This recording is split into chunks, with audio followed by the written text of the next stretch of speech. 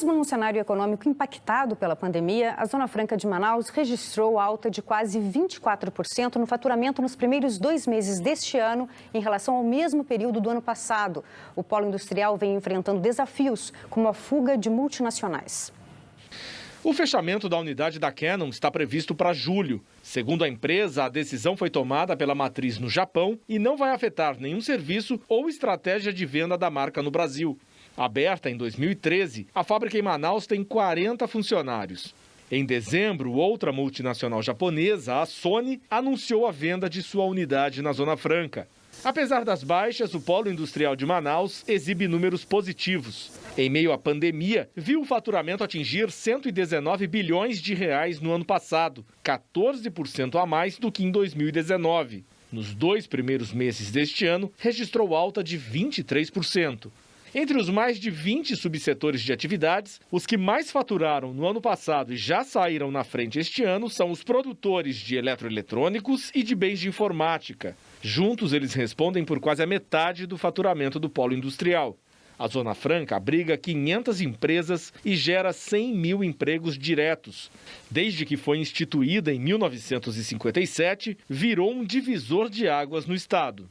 O Brasil vê nesse estado um estado que contribui positivamente para a economia brasileira.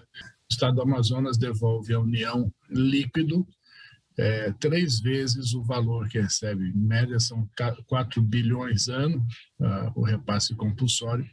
E esse estado arrecada mais de 14,5 foi o valor do ano passado. O superintendente da Zona Franca explica que os rumos da pandemia podem afetar a demanda, a logística e até a produção, como aconteceu durante a crise de oxigênio no Amazonas. Para o futuro, ele vê outros desafios. O modelo ele é um sucesso absoluto na cidade de Manaus, mas nós temos que espraiar mais essa riqueza, espraiar mais esse desenvolvimento para outras regiões da Amazônia Ocidental. Nós temos matérias-primas aqui que são somente da região, não tem com quem disputar, mas nós temos que fazer o beneficiamento, o produto in natura. A criação de um polo industrial no coração da floresta amazônica também impactou o meio ambiente.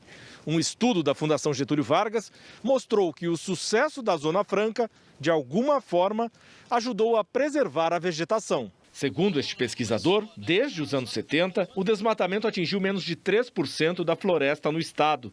Número bem menor que o vizinho Pará, que perdeu 22% da Amazônia no mesmo período. Quanto maior o emprego industrial, menor foi o desmatamento. Quando você tem uma atividade industrial, ou mesmo de serviços sofisticados, eu diria, tá?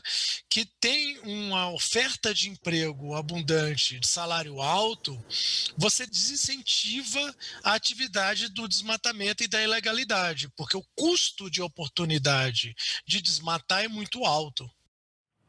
Tupaz, como se explica a fuga de indústrias de Manaus, da Zona Franca de Manaus, se lá não tem a mesma carga tributária do que o restante do país?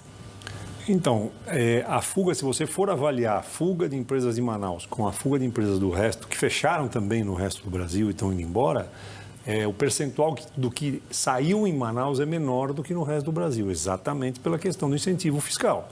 Você tem um incentivo fiscal grande lá, as empresas que saíram aqui, pelo menos que foram citadas, Canon, Sony, são empresas que já no resto do mundo estão enfrentando uma revolução tecnológica, né, e que não conseguem, mesmo com esse incentivo todo, ficar na Zona Franca. Agora, o mais importante da matéria é mostrar a questão da empregabilidade, como ela interfere no desenvolvimento da região. Manaus, o Amazonas como um todo, carece muito para você preservar a floresta dessa questão de você criar mecanismos de fixar empregos na região, aproveitando, inclusive, as pessoas que moram e residem lá. Isso ajuda demais a você ter menos desmatamento, porque a pessoa às vezes desmata porque quer viver, tem que sobreviver e não tem outra coisa para fazer a não ser derrubar árvore, fazer alguma coisa naquela região.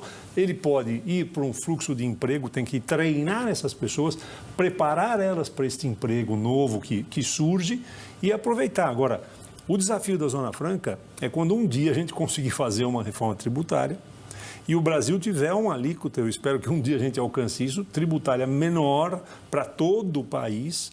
E aí na Zona Franca o que vai prevalecer é você ter uma capacitação maior e uma capacidade de treinamento para empresas de alta tecnologia, eletroeletrônico e outros que se usufruem desse benefício.